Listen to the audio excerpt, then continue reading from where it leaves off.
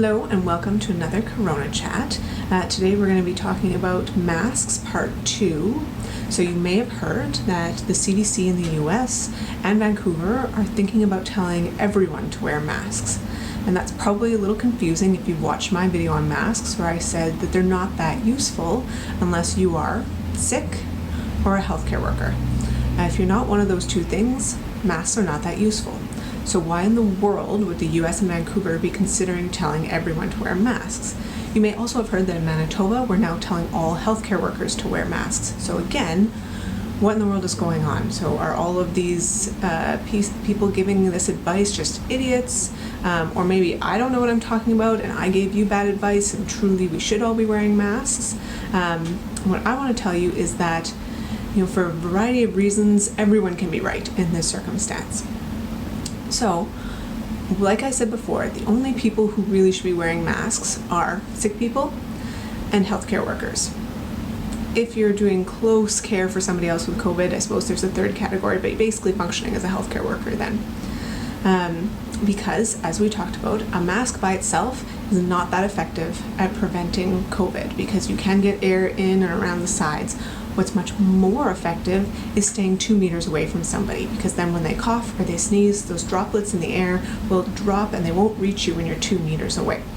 A mask, on the other hand, if you are wearing it, while it doesn't actually stop the droplets necessarily from getting in, it can give you a false sense of security and lead you to walk within that 2 meter area, and so actually putting yourself at higher risk than if you just hadn't worn a mask in the first place.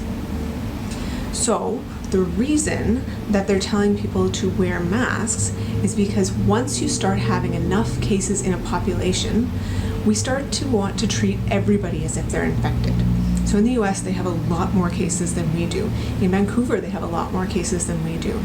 And in the healthcare system, we had several episodes where healthcare workers came to work sick and exposed a bunch of people to COVID.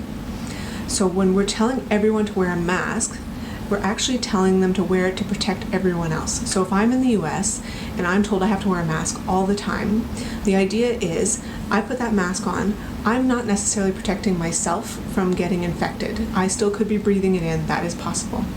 The idea is to protect everyone around me from getting the infection that I already have. So if I cough or sneeze, it all goes into that mask.